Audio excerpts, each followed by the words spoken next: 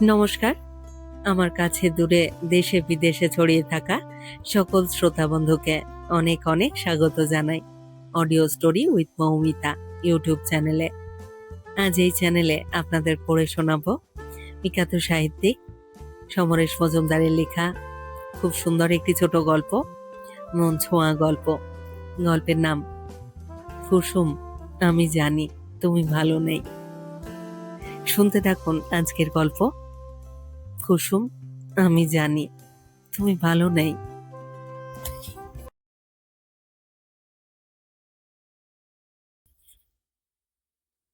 এক চৈত্রের দুপুরে জনমানবহীন ছোটনাগপুরের মালভূমিতে দাঁড়াতে বাধ্য হয়েছিলাম। মাথার উপর আগুন, পায়ের তলা পুড়ছে, যেদিকে তাকাই খাঁখা শূন্যতা, সবুজের চিহ্ন নেই। প্রকৃতি যে কত রুক্ষ হতে পারে তার একটা ধারণা হয়েছিল তখন। তোমায় দেখে আজ সেই ছবিটাই মনে এলো। কুসুম, তুমি এত নিরাসক্ত হয়ে গেলে কি করে? বর্ষার মেঘে তা থই থই আকাশে যৌবনের যে আনন্দ, তা কি হারিয়ে যায় চৈত্রের শুষ্কতায়? আজ এতকাল পরে তোমাকে দেখেই বুঝলাম, কুসুম, তুমি ভালো নেই। পাহাড়ি স্টেশনে নেমে চারধারে তাকানোর পর নিজেকেই আগন্তুক বলে মনে হয়েছিল আমার। অথচ সেই বাল্যকালে আমার চোখের সামনে রেল লাইন পাতা হয়েছিল, ট্রেনে এসেছিল মালা পরে, দিনে দুবার তার যাওয়া আসা। স্টেশনের বাইরে চালা ঘরে হরিপদ কাকা চায়ের দোকান খুলেছিল। দুবারের ট্রেনে কি আর বিক্রি হতো তার। প্রথম স্টেশন মাস্টারের নাম ছিল ঘনশ্যাম ধারা। তাকে নিয়ে কত হাসাহাসি। চেহারার সঙ্গে নামের এমন রাজ্যটক মিল বড় একটা চোখে পড়ে না। লাগোয়া রেলাবাসে ঘনশ্যাম ধারা একাই থাকতেন। টিকিট বিক্রি থেকে ট্রেনকে পতাকা দেখাতে কি আর সময় ব্যয় হতো। সারাটা দুপুর আম গাছের নিচে বসে তিনি হরিপদ কাকার সঙ্গে ফিস খেলতেন। তারপর আরো একজন মারলে 29। আজ আমার মনে ছবিগুলো এলো, কিন্তু হরিপদ কাকার দোকানটা বেশ বড় হয়ে গেছে। তার জায়গায় আরো 10টা দোকান, রিক্সার ভেপু, কুলিদের হইচই। শুনলাম দিনে 10 বার ট্রেন দাঁড়ায় স্টেশনে। এখনকার স্টেশন মাস্টার ছিপছিপে সুদর্শন, কথা বলে শুনলাম ইংরেজি শব্দ বেশি ব্যবহার করেন। কুসুম, তুমি আর আমি প্রথম দিনের ট্রেন দেখতে এসেছিলাম এখানে। অবশ্য তখন স্টেশনটা তখনকার আমাদের মতো ছিল, এখনকার সব শহরের মতো। তখন আমাদের অনেকের বাড়িতে রেডিও ছিল না, টিভির কথাও কেউ শোনেনি, কিন্তু তখন আমাদের আনন্দের অভাব ছিল না। কুসুম, তখন তোমার বয়স 8, আমি 11। প্রথম যেদিন ট্রেন আসবে আমাদের স্টেশনে, সেদিন মফস্বল শহরটা প্রায় খাঁ খাঁ করছিল। সবাই এসে ভিড় করেছে স্টেশনের দুপাশে। দুটো লাইন সমান্তরাল, ওই দিগন্ত থেকে ছুটে এসে অন্য দিগন্তে উধাও হয়ে গিয়েছে। নতুন কোট প্যান্ট, মাথায় টুপি, হাতে ফ্ল্যাগ নিয়ে ঘনশ্যামবাবু উদ্বিগ্ন হয়ে পায়চারি করছেন। বড়রা তার সঙ্গে কথা বলতে চাইলে বলছেন সময় নেই, মাঝে মাঝে ধমকাচ্ছেন ট্রেন লাইনে কেউ যেন এসে না দাঁড়ায়। হরিপদ কাকা চা বিক্রি করে কুল পাচ্ছে না। এই সময় ঝমঝম করে ট্রেন এলো। ইঞ্জিনের গায়ে আগের স্টেশনগুলোয় গাঁদা ফুলের মালা পরিয়ে দিয়েছে। এখানকার বড়রাও পরালেন। ঘনশ্যামবাবু গার্ডের সঙ্গে কথা বলছেন। তারপর ট্রেন ছাড়লো। ঠিক তখনই কুসুম, তুমি জিজ্ঞাসা করেছিলে এই ট্রেন কোথায় যাচ্ছে। কি জানি, অনেক অনেক দূরে। হ্যাঁ, লন্ডন দিল্লি। আমার যা মনে পড়েছিল তাই বলেছিলাম। যাবে, যাবে একদিন। তুমি বড় চোখে আমার দিকে তাকিয়েছিলে। ধ্যাত, বাড়ি থেকে ছাড়বে না। টাকা কোথায়, কোথায় পাবি?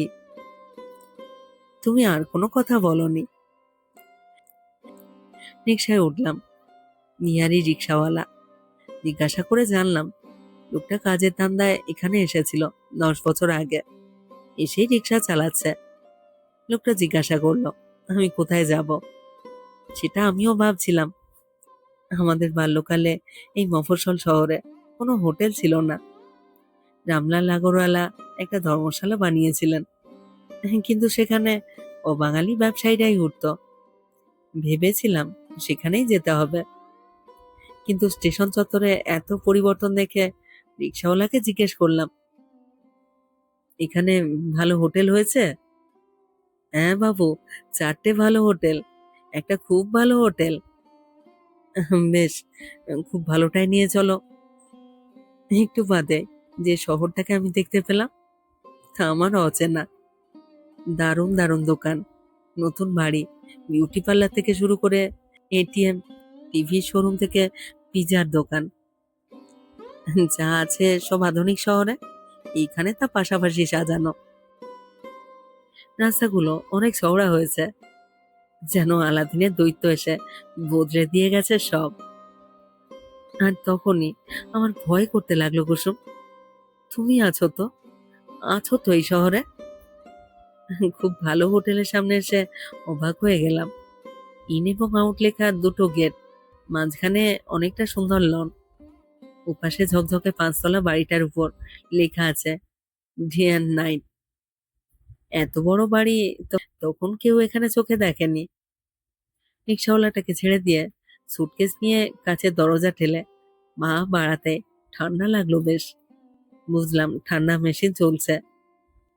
রিসেপশনিস্ট মিষ্টি হেসে বললে, ইয়েস, প্রতিদিন থাকবার জন্য 2,500 দিতে হবে। সে সময় কোনো কোনো বাড়ির কর্তা ওই মাইনে চাকরি করতেন। লিফটে উঠলাম 3 তলায়, প্লাস্টিকের কার্ড ঢুকিয়ে দরজা খুললাম। যে কোনো 4 স্টার হোটেলে এরকম ঘর দেখতে পেতাম। মনে পড়লো ছেলেবেলায় আমরা একটা হ্যারিকেনকে ঘিরে 3 ভাই বোনে পড়তে বসতাম। এই শহরে, এই শহরেই না? না, আমি ঠিক করলাম আর অবাক হব না। দারুণ বিছানায় জুতো শুধু শুয়ে পড়লাম। কতদিন কতদিন পরে আমি এই শহরে এলাম। 40, হ্যাঁ ঠিক 40 বছর পরে। এই বছরগুলোয় আমি অনেক লড়াই করেছি কলকাতায়, তারপর লন্ডন, নিউ ইয়র্কে ঘুরেছি নিয়মিত। এখন যাকে বলে সচ্ছল, আমি তাই। এখানে আমার কথা ছিল না আসার, মনেই ছিল না। গত সপ্তাহে বাংলাদেশিদের আমন্ত্রণে কানাডার টরেন্টো শহরে গিয়েছিলাম। অনুষ্ঠানে ভিড় হয়েছিল বেশ। বক্তৃতা ছাড়াও আমাকে অনুগল্প করতে হয়েছিল কয়েকটা। সবাই খুশি হয়েছিল। অনুষ্ঠানের শেষে অটোগ্রাফ দিতে দিতে হাত ব্যথা। হঠাৎ চোখ তুলে দেখলাম তুমি। সঙ্গে সঙ্গে চমকে উঠলাম। 40 বছর আগের সব স্মৃতি ঝাঁপিয়ে পড়লো একসঙ্গে। একটি 22 বছরের মেয়ের মধ্যে তুমি আসো কি করে? সেই নাক, চিবুক এবং চোখ। কিন্তু কোথায় শেষবার দেখেছিলাম কিন্তু কোথায় শেষবার দেখেছিলাম যখন তুমি 12 বছরের মুখটাই যেন একটু পরিণত হয়েছে 22-এ। আমাকে অবাক হতে দেখে সেই মেয়ে হাসলো। কি হলো? তোমার নাম কি? ফুল। বাহ, চমৎকার। কি করো এখানে? মাস্টার্স করছি, সামনের সপ্তাহে চাকরি শুরু করব। আপনার অনেক গল্প আমার পড়া, খুব ভালো লাগে। ফুল হাসছে। আবারও তোমাকে দেখলাম আমি। অনেক ধন্যবাদ। বারে, আপনি আমাকে ধন্যবাদ দিচ্ছেন কেন? আমি কত ছোট। তাছাড়া আমি আপনি যে শহরে ছিলেন সেখানেই জন্মেছি। ফুল বলল, কোন শহরে? বারে, আপনার মনে নেই? আপনার অনেক বইতে বারবার যে শহরটার কথা লিখেছেন, ভুলে গেছেন? ও, তাই বুঝি। কোথায়, কোন পাড়ায় তোমার বাড়ি? আমার পিসির নাম কুসুম, কুসুম কুমারী। হ্যাঁ, চমকা, হৃৎপিণ্ড উপড়ে এলো গলায়, কথা আটকে গেল। জানেন, এই যে আমি এখানে পড়তে এসেছি তা শুধু পিসির জন্যে। আমরা 3 ভাই বোন। বাবার ক্ষমতা ছিল না এখানে এত দূরে পড়তে পাঠাবার। পিসি আমাকে খুব ভালোবাসে। আমার দায়িত্ব ছেলেবেলা থেকে পিসি নিয়ে নিয়েছিল। ও, আপনার অনেক লেখায় পিসি আছে না? হয়তো। ও মা, আপনি কিরকম এড়িয়ে যাচ্ছেন? পিসিকে জিজ্ঞাসা করলেও এড়িয়ে যেত। তোমার পিসি এখন কোথায়? পিসি তো বাড়িতেই আছে, স্কুলে পড়ায়। তোমাদের বাড়িতে? মানে আগের বাড়িতে? হ্যাঁ, পিসি তো বিয়ে করেনি। দাদু মারা যাওয়ার পর সংসারের হাল ধরতে হয়েছিল তো। আমি ভাবছি এবার পিসিকে আমার কাছে নিয়ে আসবো। জানো কুসুম, সেদিন ফুল আমাকে লাঞ্চ খাইয়ে দিল। তোমার কথা আরো বলেনি। এমনকি এই শহরটা যে এখন অনেক বদলে গিয়েছে সেই কথাও না। ও শুধু বলেছে এখানে ওর আজকাল খুব একা লাগে। জিজ্ঞাসা করাতে মাথা নেড়ে বলেছে কোনো ছেলের সঙ্গে ওর অ্যাফেয়ার হয়নি। অনেকেই অ্যাপ্রোচ করেছে, কিন্তু ওর নাকি খুব ভয় করে। ছেলেদেরকে ও বিশ্বাস করতে পারে না। শুনতে ভালো না লাগলেও আমি চুপচাপ ছিলাম। আর তারপর থেকে আমি কোনো কাজে মন দিতে পারছি না। বারংবার মনে পড়ছে, বারংবার মনে পড়ছে কুসুম তোমার কথা। আচ্ছা, আমি যখন 15 বছর বয়সে ওই শহর ছেড়ে এসেছিলাম তখন তুমি 12। আমি কি তোমাকে ভালোবাসার কথা বলেছিলাম তখন? তুমি যখন কিছু বলতে আমি তো মানে বুঝতাম না। আমার চেয়ে 3 বছরের ছোট তুমি, তবু কিরকম রহস্যময় ছিল তোমার কথা। আমাদের শহরের প্রান্তে রাজবাড়ির দিঘির পাড়ে নিয়ে গিয়ে তুমি বলেছিলে দেখো দেখো, দিঘির জল দেখো। আমি দেখেছিলাম। তুমি জিজ্ঞাসা করেছিলে বলতো দিঘি কার বন্ধু? ধ্যাত, আমি বলেছিলাম ধ্যাত, দিঘি কি মানুষ যে কারোর বন্ধু হবে? তুমি হেসেছিলে, হেসেছিলে কুসুম। না, দিঘি আকাশের বন্ধু। তাকিয়ে দেখো, দিঘিতে আকাশের ছায়া পড়েছে। আকাশের সব রং দিঘিতে। কুসুম, এগুলো কি ভালোবাসার কথা? তখন বুঝিনি, আজ আমি বুঝতে এলাম। কলকাতায় ফিরে এসে স্থির করলাম তোমার মুখোমুখি হব। এই দেখা না হওয়া পর্যন্ত আমার শান্তি নেই। বিকেল 4টে বাজলো, তৈরি হয়ে নিলাম। তোমার সঙ্গে দেখা করতে চাই দিনের আলোয়, রাত নামলে নয়। হোটেলের রিসেপশনে যারা সদা জাগ্রত তাদের কারোর আমাকে চেনবার কথা নয়। একজন জিজ্ঞাসা করলেন আপনি যদি দূরে কোথাও যান তাহলে হোটেলের গাড়ি নিতে পারেন। মাথা নেড়ে বললাম না না, দূরে যাব না। তারপর কৌতূহল হওয়ায় জিজ্ঞাসা করলাম আপনি নিশ্চয়ই এই শহরের মানুষ নন, চাকরি সুবাদে এসেছেন? না না, আমার বাড়ি এখানে। আচ্ছা, কোন পাড়ায়? এরকম বলিয়ে কইয়ে এরকম নব্য চেহারার মহিলা আমাদের সময় এই শহরে ছিল না। মহিলা বললেন টেম্পল রোডে আমার বাবা থাকতেন। আমরা এখন থাকি নবাব পাড়ায়। টেম্পল রোড, খালের পাশে সেই সরু পথটা যেখানে কালীবাড়ি ছিল, ওই নামের রাস্তা হয়েছে। ওখানকার অনেকেই চিনতাম বলে ওর বাবার নামটা জিজ্ঞাসা করলাম। একটা টেলিফোন অ্যাটেন্ড করে আসার সময় মহিলা বললেন নিখিল চন্দ্র মিত্র। হ্যাঁ, নিখিলের মেয়ে? বারে, আপনি আমার বাবাকে চেনেন? চিনতাম, খুব ভালো লাগলো। ওকে আমার কথা বললে নিশ্চয়ই চিনতে পারবে। বাইরে বেরিয়ে এসেও ঘোর কাটলো না। নিখিল আমাদের ক্লাসের সবচেয়ে শান্ত এবং সুদর্শন ছিল, কিন্তু ওর সৌন্দর্যে মেয়েলি ভাবটার বাড়াবাড়ি ছিল। কথাও বলতো একটু মেয়েলি ঢঙে। মেয়েদের সঙ্গে কথা বলার সুযোগ যারা পেত না, তারা ওর সঙ্গে ভাব করে বেশ মজা পেত। জনার্দন তো ঘোষণাই করেছিল সে কোনো মেয়ের সঙ্গে প্রেম করবে না, নিখিলই ওর প্রেমিকা, ওর সঙ্গেই সারা জীবন থাকবে। সেই নিখিলের মেয়ে এত স্মার্ট, ভাবতেই পারছি না। নিখিল কি তার স্বভাব এখন বদলে ফেলেছে? জনার্দনের সঙ্গে কি ওর সম্পর্ক এখনো আছে? এসব প্রশ্ন মাথায় পাক খাচ্ছে। তখন একটা রিক্সাওয়ালা আমার দৃষ্টি আকর্ষণ করবার জন্য হর্ন বাজালো। রিক্সায় উঠলাম।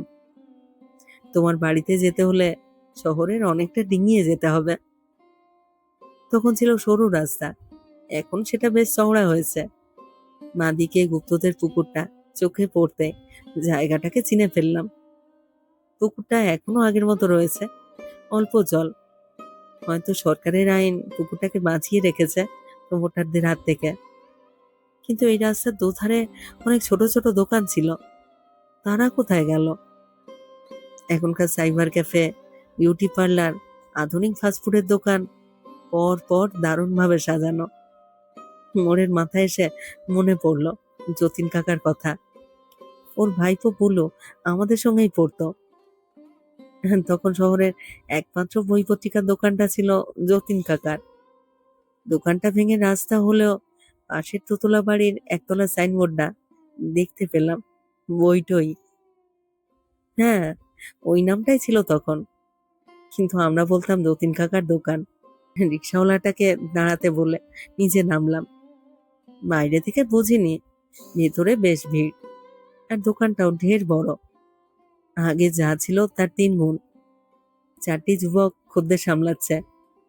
ভেতরের ক্যাশ কাউন্টারে বসে আছেন যে বৃদ্ধ, তার ভুরু চুল সাদা, চুলের কোথাও কালো নেই। আমার মনে যতীন কাকার যে চেহারাটা ভাসছে তার সঙ্গে অনেক তফাৎ। মনের ছবির মুখে কিছু বলি রেখা, চুল ভুরু সাদা করে দিতে এই মুখটি তৈরি হলো।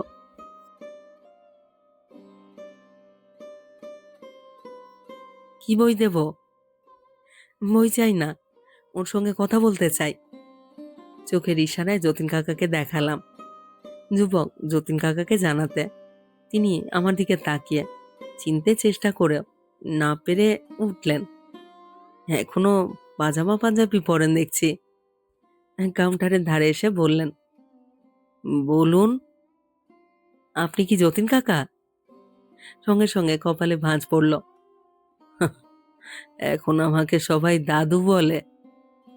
আপনি কি আমার ভাইপোর বন্ধুদেরকেও? দাঁড়াও দাঁড়াও, চোখ বন্ধ করলেন যতীন কাকা। শম্ভু, শম্ভুনাথ? না না, নিজের নাম বললাম। ওহে, হ্যাঁ তাই তো, তোমার ছবি তো বইয়ের পিছনে প্রায়ই দেখি। তাছাড়া তোমার মুখাবয়বের তেমন কোনো পরিবর্তন হয়নি। এসো এসো, ভেতরে এসো। ভেতরে ঢুকলাম, আদর করে বসতে বললেন। বললাম, আপনার দোকানও বেশ বড় হয়েছে। তা হয়েছে, তবে সেটা স্কুল বইয়ের কল্যাণে। তুমি তো এখন বিখ্যাত লেখক হয়েছ, এই আমার দোকানে তোমার প্রচুর বই। স্কুলের প্রাইজ হিসেবে তোমার বইয়ের চাহিদা আছে। এই তো দেখো, সামনের সপ্তাহেই গার্লস স্কুলের প্রাইজ ডিস্ট্রিবিউশন, লিস্টে তোমার অনেক বই আছে। কথা শেষ করে একজনকে ডাকলেন। গার্লস স্কুলের কুসুম দিদিমণি যে লিস্টটা দিয়ে গেছেন, ওটা আনতো। লিস্ট এলো। এটা কি তোমার হাতের লেখা কুসুম? তোমার হাতে লেখাতে কি তখনও এমন মুক্ত ঝরতো? যতীন কাকা দেখালেন। আমার 18টা বই ওই তালিকায় রয়েছে। কিছুক্ষণ কথা বলবার মধ্যে প্রচারিত হয়ে গেল আমি কে। একজন ক্রেতা আমার বই কিনে এগিয়ে দিলেন অটোগ্রাফের জন্য। অটোগ্রাফটা দেওয়ার পর যতীন কাকা জিজ্ঞাসা করলেন, কতদিন আছো? ঠিক নেই কিছু। তুমি তো এই শহরের ছেলে, এখানেই ফিরে এসেছো, এটা সবার জানা দরকার। একটু প্রচার করলেই দেখবে লোকজন চলে আসবে। তাহলে কাল বিকালে আমার দোকানে তুমি থাকছো, এটা বলবার ব্যবস্থা করি। কুলুর সঙ্গে যোগাযোগ আছে? না। ও কোথায়? অস্ট্রেলিয়ায়। যোগাযোগ দূরের কথা, একটা চিঠিও লেখে না। আমি উঠলাম। যতীন কাকু বারংবার বললেন কাল ওখানে যাওয়ার জন্য। রিকশায় বসে ভাবলাম, হয়তো লোকজন আসবে, আমার বই কিনে অটোগ্রাফ নেবে। অর্থাৎ আমাকে দেখিয়ে কাল কিছু লাভ করতে চান যতীন কাকু। এখন তার ব্যবসা এমনিতেই ভালো। আমি মনে করতে লাগলাম, সেই ছোট্ট দোকানটায় বসে উনি যখন সারাদিনে ৩-৪ জনেরও বেশি খদ্দের পেতেন না, তখন ওকে অন্যরকম লাগতো আমাদের। দোকানে গেলেই বলতেন, হ্যাঁ, সুকুমার রায় আর অবনীন্দ্রনাথ পড়ো, না পড়লে জীবনটাকে দেখবার চোখ তৈরি হবে না। কুসুম, ভাবতে পারো এই শহরে যে কেউ ছিল না, বয়সে ছোট হওয়া সত্ত্বেও তুমি যা বলতে আর যা বুঝতে আমার অনেক সময় লাগতো। অটোগ্রাফ তাকে দিতেই হবে এখানেই। আমার মোটেই ইচ্ছে করছে না। ইচ্ছে করে রিক্সাওয়ালাকে বললাম টেম্পল রোড হয়ে যেতে। দেখলাম ক্যানাল বেশ চওড়া হয়েছে, নৌকা ভাসছে, 2-3টে ভাসমান রেস্টুরেন্টও চোখে পড়ল। টেম্পল রোড চওড়া হয়ে গেছে, নিখিলদের বাড়িটাকে ঠিক ঠাউর করতে পারলাম না। একদিকে ক্যানাল, অন্যদিকে সারি সারি নতুন দোতলা বাড়ি। একটু বেশি আস্থা রেখেছিলাম নিজের উপরে। নিখিলের মেয়ের কাছ থেকে ঠিকানা নিয়ে আসা উচিত ছিল। খোঁজাখুঁজি করলে হয়তো পাওয়া যেত নিখিলকে, কিন্তু তাতে দিনের আলো নিভে যেত। রিক্সাওয়ালাকে বললাম তোমাদের পাড়ায় নিয়ে যেতে, নদীর ধারে তোমাদের বাড়ি। আমার ফুলমাসি থাকতেন ঠিক তোমাদের পাশের বাড়িতে। আমরা তখন খুব ছোট। ফুলমাসির বাড়িতে গেলে তুমি চলে আসতে। তোমার যখন 6 বছর বয়স, তখন দারুণ ক্যারাম খেলতে, পরপর 5টা গুটি গড়তে ফেলতে অনায়াসে। দেখলাম অনেক নতুন বাড়ি হয়েছে ওই পাড়ায়। তারপর বাঁধটার কাছে এলাম। বাঁধের গায়ে রাস্তা। রিক্সাওয়ালাটা জানালো নদীকে বাঁধা হয়েছে যাতে পাড়া ভাসিয়ে দিতে না পারে। শেষ পর্যন্ত তোমাদের বাড়ি। না, টিনের চালটা নেই, একতলা সিমেন্টের সুন্দর ছিমছাম বাড়ি, বাইরে বারান্দা। পাশের ফুলমাসিদেরটা দোতলা হয়েছে। মিশো মারা যাওয়ার পর ফুলমাসি বাড়িটা বিক্রি করে চলে গেছেন কলকাতায় ছেলের কাছে।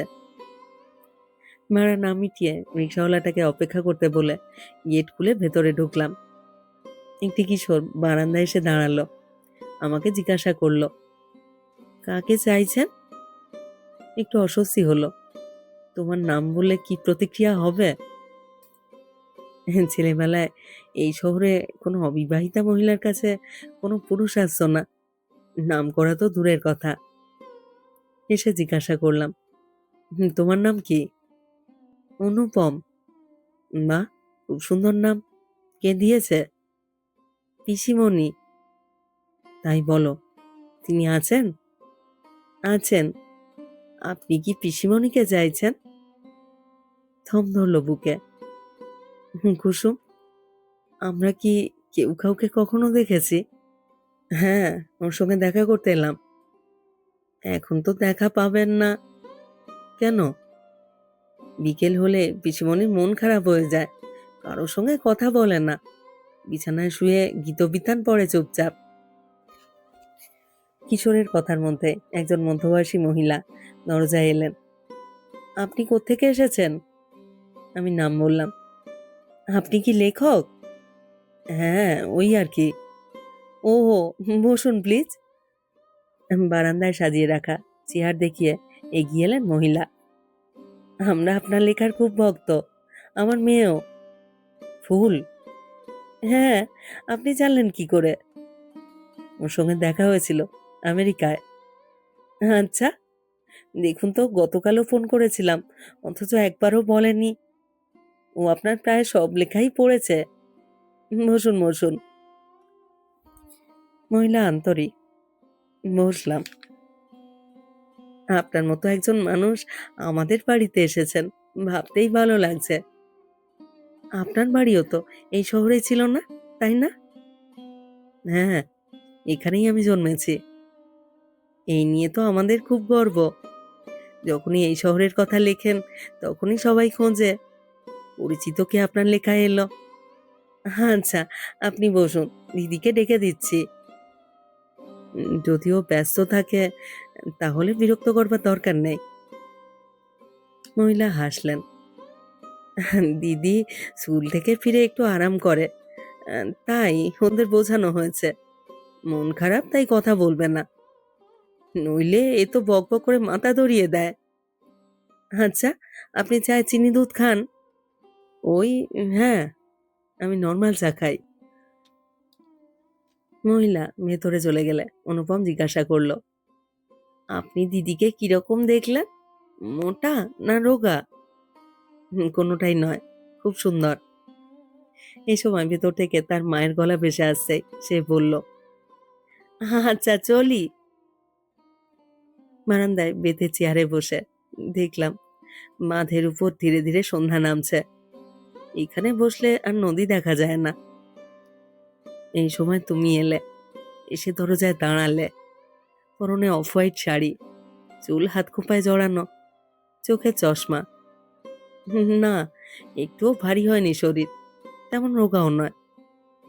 ঈষৎ হাসলে, এগিয়ে এলে কাছে। হঠাৎ এই ঠয়ের উচ্চারণ তুমি ঠিক ঠয়ের মতোই করতে।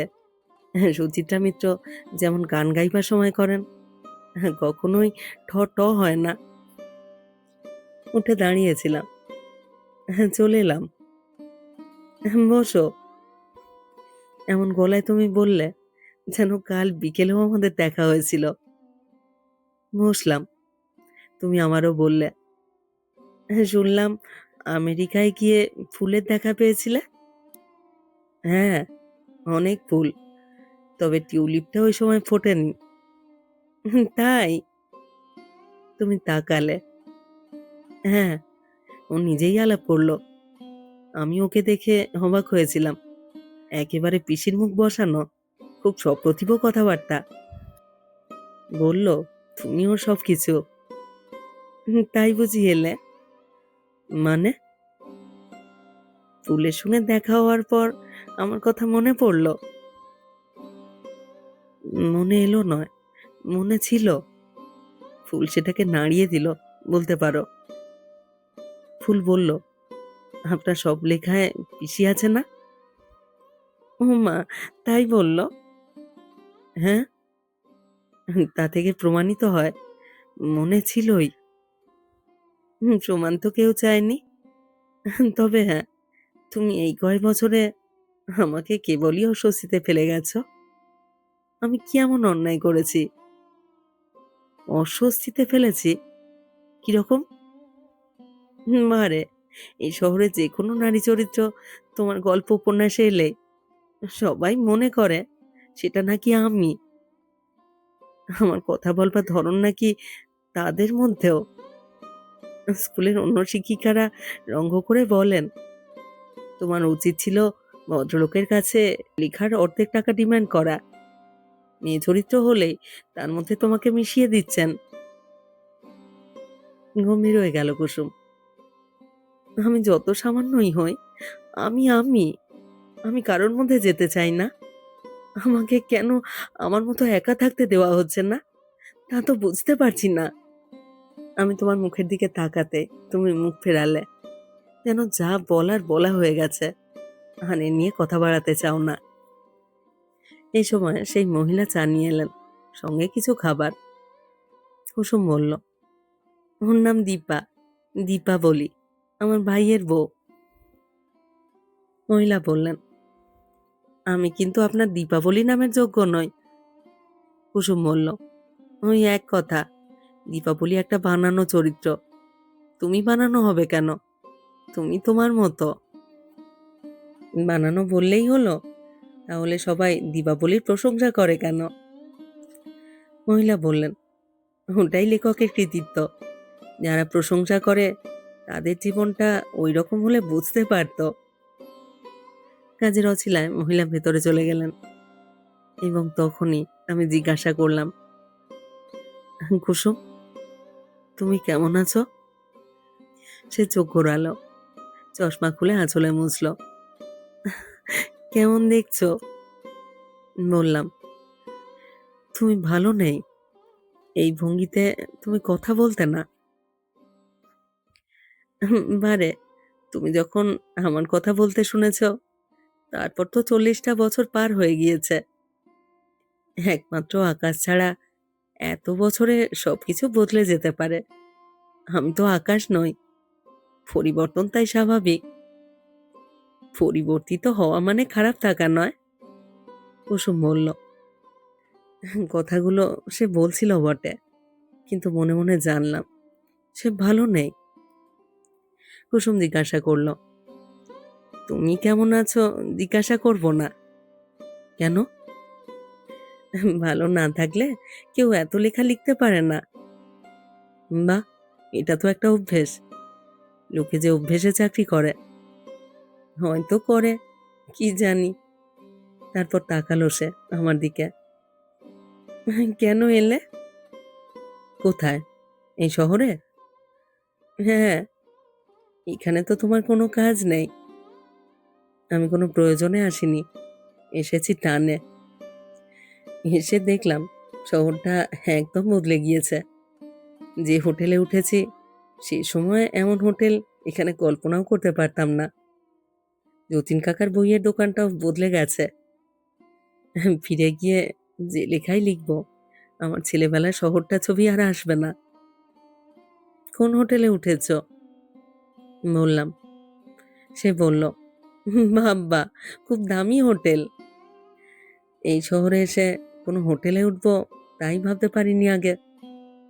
উঠবার পর মনে হয়েছে ঠিক করেছি। হাজার হোক, হোটেলের ঘরগুলো পৃথিবীর সব দেশে মোটামুটি একই চেহারার। অনাত্মীয় বলে মনে হয় না। চা শেষ করলাম, মনে পড়াতে প্রশ্ন করলাম, কুসুম, তোমার ভাই?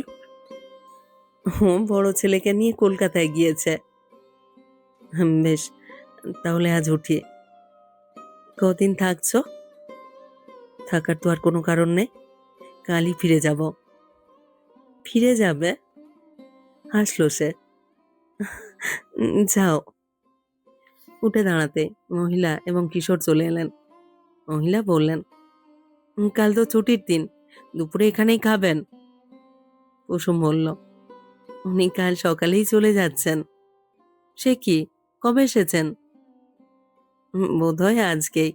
তাই তো। কুসুম আমার দিকে তাকালো, মাথা নেড়ে হ্যাঁ বললাম। আহা, আর একটা দিন থেকে যান না, পরিচিত সবার সঙ্গে দেখা হয়েছে।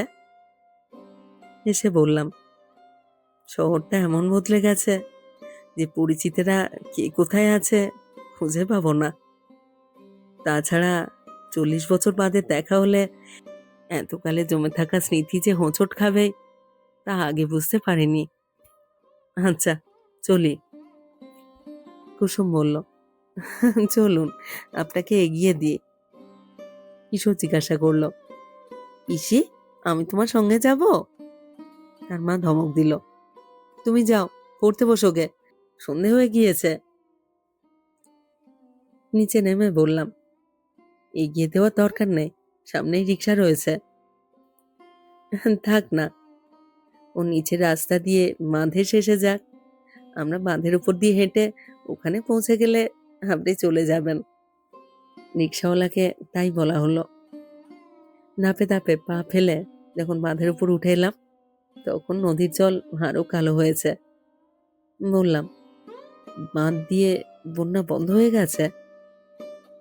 হ্যাঁ, বাঁধটা সেই জন্যই দেওয়া, কুসুম বলল। চারপাশ এখন পাতলা অন্ধকার, একটু হালকা বাতাস বয়ে গেল। আমরা নদীর দিকে মুখ করে দাঁড়িয়েছিলাম। বললাম, কুসুম, তুমি সংসারী হলে না কেন? সে কি, এতকাল তো সংসারই করছি। হাসলো সে। বলো, বিয়ে করিনি কেন? বেশ, তাই বিয়ের বয়স যখন হলো তখন বাবা চলে গেলেন। সবে স্কুলে পড়াতে ঢুকেছি, ভাইটাও ছোট, দায়িত্ব নিতে হলো। তারপর একটা বর খুঁজে আনবে তেমন কেউ পাশে ছিল না। কথাটা কি বিশ্বাস্য? সেটা তুমি যেমন ভাবো। মিথ্যে নয়, স্কুলের সহকর্মীরা চেয়েছিলেন শহরের কাউকে বিয়ে করি যাতে স্কুলের চাকরিটা থাকে। উদ্যোগীও হয়েছিলেন কেউ কেউ, আমি রাজি হইনি এই শহরের কাউকে বিয়ে করতে। কেন? তোমার প্রথম গল্প যেটা দেশ পত্রিকায় বেরিয়েছিল, সেটা পড়বার পর মনে হয়েছিল এই শহরের কাউকে বিয়ে করাটা ভুল হবে। কিন্তু কেন? দেখা করতে পারবো না? কারোর সঙ্গে বন্ধুত্ব হয়নি? বন্ধুত্ব মানেই তাকে স্বামী হিসেবে ভেবে নেওয়া নয়। তুমি হয়তো জানো না, এখানকার সবাই জানে তোমার সঙ্গে আমার গভীর প্রেম আছে। ওরা ভুলে যায় তুমি 15 আর আমি তখন 12, সেই আমাদের শেষ দেখা। আসলে লিখে লিখে তুমি এই ভাবনাটা ওদের মনে ঢুকিয়েছ। তাতে তুমি হয়তো বিখ্যাত হয়েছ, কিন্তু আমার চারপাশে একটার পর একটা পাঁচিল উঠেছে।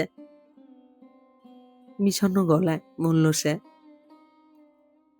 কিন্তু আমি তোমাকে আহত করতে কোনো লেখা লিখিনি। তোমার নাম বা তোমাকে চিনতে পারা যাবে এমন কোনো সূত্র আমার লেখায় ছিল না। কি ছিল সেটা তুমি ভালো করে জানো। হাঁটতে শুরু করলো কুসুম। তারপরে হেসে ফেলল আলতো শব্দ করে। তুমি ভেবো না আমি কোনো অভিযোগ করছি। কেউ একজন বহু দূরে থেকে আমাকে কিভাবে দেখছে, আমায় নিয়ে কি ভাবছে, তা আবিষ্কারের মধ্যে অদ্ভুত আনন্দ তো আছে। কি করবো বলো, আমি তোমায় ছাড়া ভাবতে গেলেই অসাড় হয়ে যাই। তাই যে চরিত্র আমার নয় তার মধ্যেও আমাকে মিশিয়েছ। হ্যাঁ, স্বীকার করলাম। এই ভাবনা, মানে আমাকে নিয়ে ভাবনা তোমার মনে কবে এসেছে? সেই প্রথম লেখা থেকে। তোমার সঙ্গে শেষ দেখা হওয়ার অন্তত 8 বছর পরে। ততদিনে তুমি বিবাহিত? না, তারও 3 বছর পরে। তিনি জানেন? জানি না। শুনেছি তুমি এখন একা থাকো। হ্যাঁ। সে আর কথা বললেন না। আমরা বাসের শেষ ঢলে চলে এসেছিলাম। কুসুম বলল, এবার ফিরে গিয়ে যা লিখবে সেখানে নিশ্চয়ই আমি থাকবো না। কারণ যে আমাকে এতকাল মনে রেখেছিলে তার সঙ্গে এই আমার কোনো মিল দেখতে পেলেন না। আর যাই হোক, এই আমাকে নিয়ে তো লেখা যায় না। কথা না বলে হাসলাম আমি। হঠাৎ সে নদীর দিকে মুখ ফিরিয়ে জিজ্ঞাসা করলো, তুমি এত লেখো, আচ্ছা বলো তো নদী কার বন্ধু?